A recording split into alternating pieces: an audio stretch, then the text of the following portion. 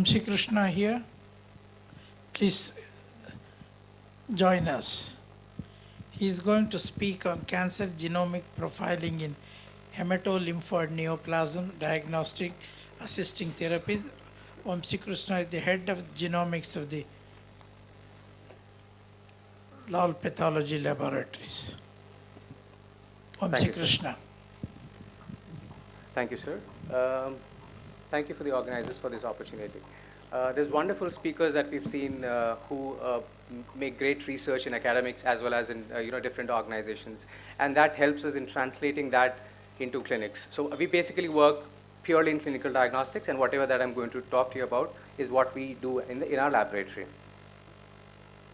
So my topic would be cancer genomic profiling in hematolymphoid neoplasms, diagnostics, how it assists therapeutics. This is the WHO classification of acute myeloid leukemia, and this is purely a molecular classification. So why we understand the molecular classification? Because it not only gives us the diagnosis, but also prognosis, as well as more importantly therapeutics, how we can manage the patient better. So this is the myelodysplastic neoplasm. We call it myelodysplastic neoplasm now. It used to be called as MDS. Basically a cytogenetic classification, purely looking at prognostics, not exactly diagnostics per se at the moment, but we are looking at certain somatic mutations which are MDS defining, which I'll come to later. Myeloproliferative neoplasms, as everyone understands, one of the major chunk would be a chronic myeloid leukemia, the BCR-ABL, wherein we are able to give them the normal lifespan of a human being, and they just don't succumb to that disease anymore, like say a diabetes or any other chronic illness. Acute lymphoblastic leukemia, basically these are also molecular defined entities. If you're looking at high hyperdiploidy, you can tell them that the patient does well. They do not have to go in for a quick transplant. They can wait. It's a good disease. When it goes to hypodiploidy, you obviously would want to take them for transplant earlier because they're going to spill over the blasts. IM21 again talks about a prognostic marker. It's a poor prognostic marker if it is present in an ALL patient. Then KMT2A rearranged and other genetic markers that define that particular molecular signature of the ALL. So why, as this slide talks about the prognostics of why, as I was mentioning about hyperdiploidy, it is good or excellent prognosis. Hypodiploid, they don't do well.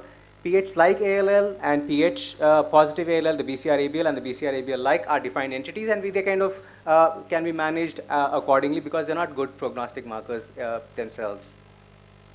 TALL prognostic markers. So prognosis is what is defined by our molecular markers. When you talk about AML, ELN defines these good, intermediate, as well as adverse prognostic factors. If it's a core binding factor, we can obviously inform that it's a good disease.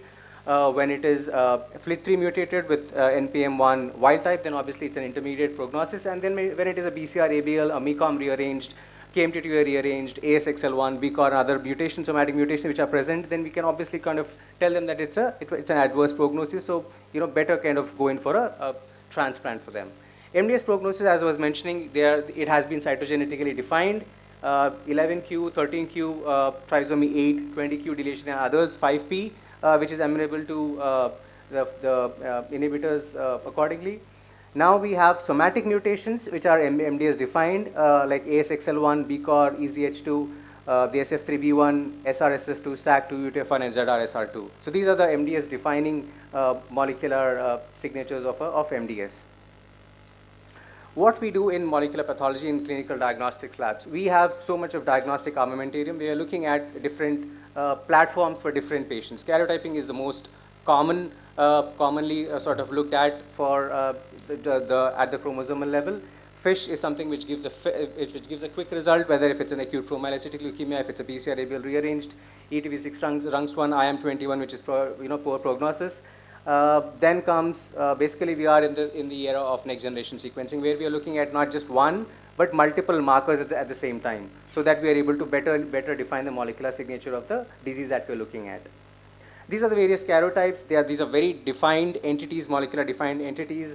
A pH positive sort of ALL, and A21, a core binding factor AML, acute promyelocytic leukemia. So these are diagnostic markers. When you're looking at prognostic markers, isochrome 17, 17q, or trisomy 8, these give us a bad prognostic factor for the disease, and so they're not going to do well. So that information is given, the diagnostic as well as prognostic. When you're looking at FISH, this gives you a diagnostic entity as well, apart from prognostic, which talks about TP53 mutated or TP53 deleted for MDS and other patients. Even post BMT chimerisms and others that we can do by this quick technique called obviously the FISH. 1977, Frederick Sanger, this was the dideoxynucleotide chain termination method. Only one gene, one target, or one specific region of interest that we used to look at. Fast forward, the next generation sequencing, now we're looking at multiple targets at the same time. So this is our observational study for the past 1 year. We looked at 500 patients. The male to female ratio was about 1.2, but it was nearly 1.8, 2:1 for MDS patients. This is the distribution of the disease entities that we looked at. Majority of our patients were myelodysplastic neoplasms. Then was AML, followed by MP and other hematological neoplasms, which are not morphologically defined in the form of blasts or immunohistochemistry on the lymph nodes. Various genetic signatures, like in a typical case of AML, we saw nearly about 10 or more mutated genes. About 20 mutated genes which are co-mutated, as well as the main mutated in the form of AML. Most commonly mutated JAK2, possibly it's a polycythemia vera in myeloproliferative neoplasms. In AML, the most commonly mutated gene was RUNX1.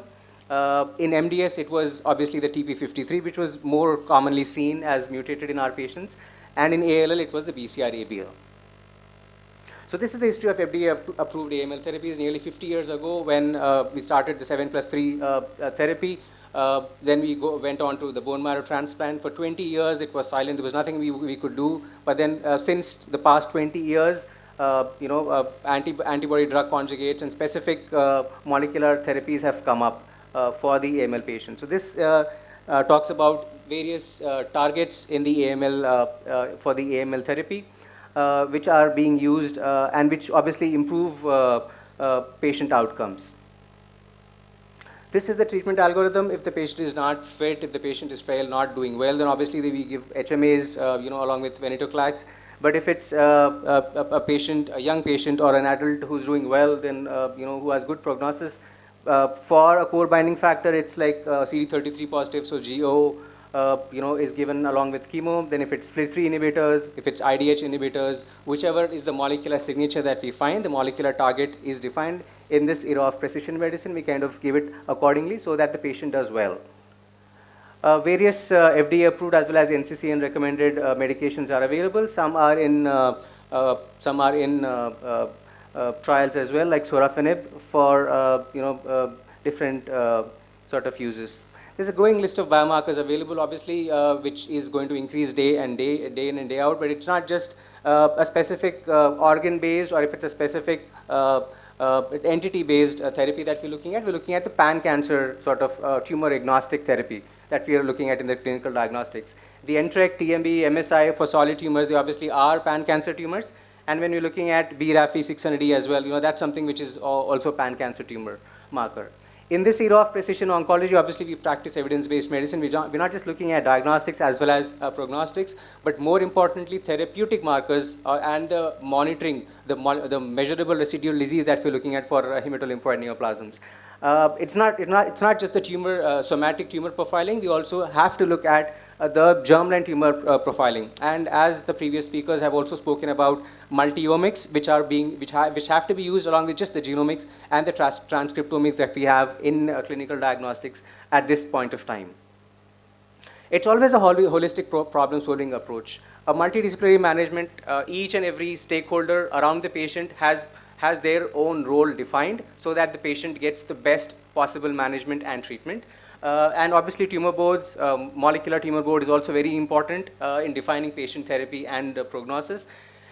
Extremely important, I believe, is one of the core pillars of therapy is genetic counseling. The counseling is extremely important. The patient needs to understand how his therapy is, how he is going to behave, what all he is going to do, what all the patient's family is going to undergo, how he is going to manage his finances, what does the disease actually, sort of define for him. I believe counseling is something which, our patients really require.